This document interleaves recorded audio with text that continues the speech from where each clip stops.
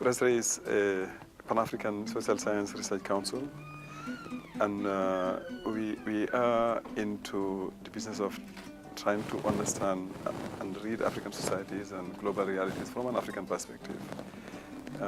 And the council was formed in 1973 by African intellectuals based in the universities, for most of them, who were interested in transcending all the different kinds of barriers that one comes across on the continent. We came out of the colonial experience divided with so many countries, languages, administrative traditions, intellectual traditions. And so the idea of forming a council where African intellectuals, African scholars would come together to think about African issues and global issues from an African perspective, beyond what one can do within the confines of an individual country, was taken to be a very important thing to do. And so CODESRA was formed to promote social science research and knowledge production in Africa by African intellectuals. And we've been doing that, through a series of research initiatives, programs. A lot of networks have been established across the continent in the last 40 years or so. A lot of issues have been explored, economic issues, governance issues, trade issues, and culture, and so on, gender issues as well, through networks that are either at the country level, and we call them national working groups, or sub-regional networks, or comparative research networks, multinational working groups. And all this leading to the publication of major, texts, journals, and books with, interesting insights into the dynamics, the social dynamics within the African continent, but also globally seen from an African perspective. And that was seen as a way of contributing to the effort of changing Africa, making it more independent, developing our economies, and making our societies much better, overcoming all the hurdles that we inherited from the colonial experience, but also the current challenges that we're facing. And I think CODESRA today is recognized as the leading social science research council on the continent. And outside of the continent also, I think we are doing quite well compared to what others are doing elsewhere. And we rank quite highly in the world of knowledge production in the reports on think tanks around the world that exist.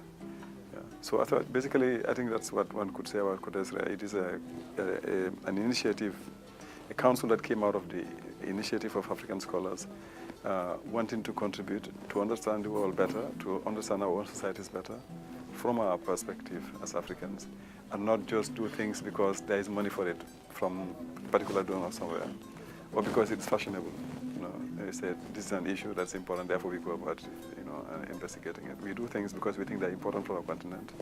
And we have a way of determining the kind of issues we research. The agenda setting, part of it is done collectively, through a certain number of mechanisms that we have developed.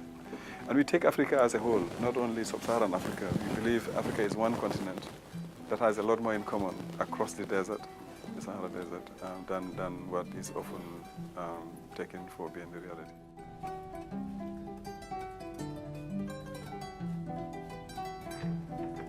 Whether or not they do well, that is a little bit beyond what CODESRA can have a control over. What we can say is for the people who have been part of the CODESRA networks and at the community, they have a much broader perspective on many of these issues and a much more nuanced approach to issues. And they're very often much more open to the plurality of ideas, to the strategic nature of some of the things that have been done, and very often committed Pan-Africanists whose commitment to Africa is primary compared to many other things. That much we can say. Now, whether they are doing well or not, I think it's for the citizens of every part of this continent to assess, to see whether they like what they're doing or they don't like what they're doing. But the more important thing is, it is not only dependent on the fact that they've been part of CODESRA that will make them succeed or fail in what they're doing as government officials, there are a lot of other parameters that come into the scene, into the equation. The kind of pressures they are exposed to, the kind of issues they are dealing with, how they're getting support or not getting support from different parts of the government or the societies. But the important thing is, I think it is good that people in decision-making positions on our continent be quite knowledgeable about the issues that they're dealing with, have a sensitivity to African issues that is beyond the average, and have a commitment to our continent that is beyond the average. And that being part of CODESA helps in getting evaluation. Is governance issues in Africa really improving, or are they stagnating? What evaluation can do? I think there's improvement. There's clearly improvement in a number of respects, and that's documented. Indexes of governance, you take the Ibrahim Index of African governance, you take a number of other indexes that show that there is some improvement going on. But the picture is still to be nuanced in the sense that there are problems. There are serious governance problems still. Part of the explanation for the growth that is being observed and been talked about a lot, Africa rising, as a lot of people are now saying and newspapers are saying, it could be explained by improvements in governance. That's one. The second thing is, it is now understood that, you look at the configuration of the African Union or the African Union summits, a lot of the people in government now claim some kind of electoral legitimacy, that they go through elections. It is the most normal of things now to do. And the question is, to what extent they are free or fair? And I think in many instances now, one get observers both from the countries where the elections are held and international observers concluding that, well, look, this actually is a kind of true reflection of what the people who voted wanted, even where you have some irregularities. So there is improvement, I think, in terms of the general situation of governance. But as I said, there are a lot of problems. State fragility is still a reality in many countries. The processes are sometimes experiencing some kind of reversal in which you can find certain issues in which gains have been made from a democratic point of view or human rights point of view. And then there are threats to those gains coming from all kinds of sectors, civil society, foreign pressures, and so on and so forth.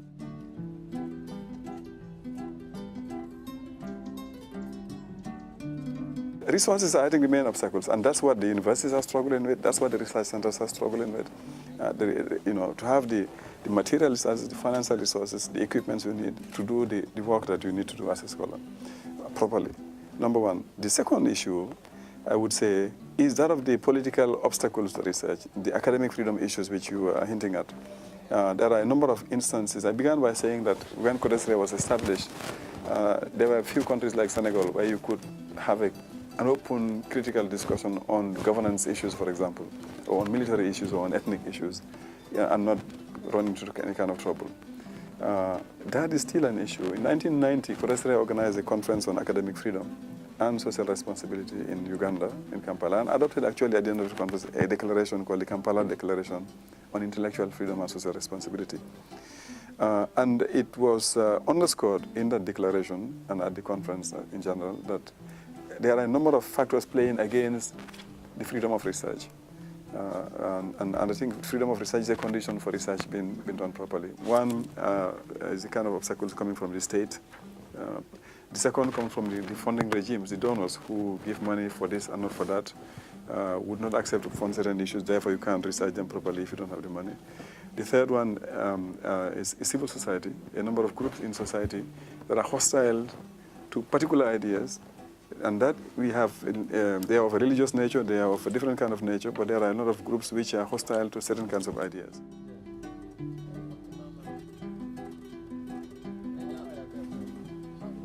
The situation has changed enormously. And I'll take just one example. When elections are held here in Senegal or anywhere in Africa now, what the civil society organizations of the country say about the nature of the elections, whether they're free and fair, is taken as seriously or even more seriously sometimes than what these international observers say about the elections in Senegal. Right? And that is a sign that we are taking ourselves very seriously. We are interested in democracy, we are interested in change, we are interested in living better. And we are setting standards for ourselves. In other words, it used to be, well, they were saying, you do a little bit of democracy, we give you a little bit of money, or we give you some other things, political conditionalities of all kinds. And for a long time, those were things that were presented as what is driving change on this continent. No, people are interested in living in democratic societies are fighting for democracy on our continent. They're fighting for better living conditions on our continent. And they're taking risks for that to happen. So I think at every level, at our own level, certainly in the community of scholars, that's why CORESIA was established. And CORESIA has been going not only doing research, but also creating forums for saying, look, we also have an opinion with regard to the quality of what is produced elsewhere. We have a journal called Africa Review of Books. The whole point in having something like that is to say, look, okay, well, others review our books and say they are good or they are bad, and their journals are rated or not rated. We too create forums to say, that book is being celebrated in Europe, but we think it's not a good book.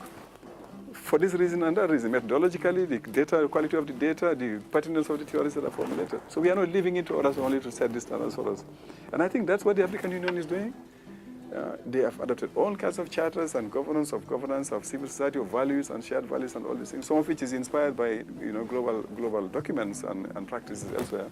But there's an effort and there's a strong determination, I believe, on this continent now, from what is happening within countries to the level of the African Union, to say, hey, this is about us, and we are capable of determining what for us is good and acceptable and what we wouldn't accept anymore.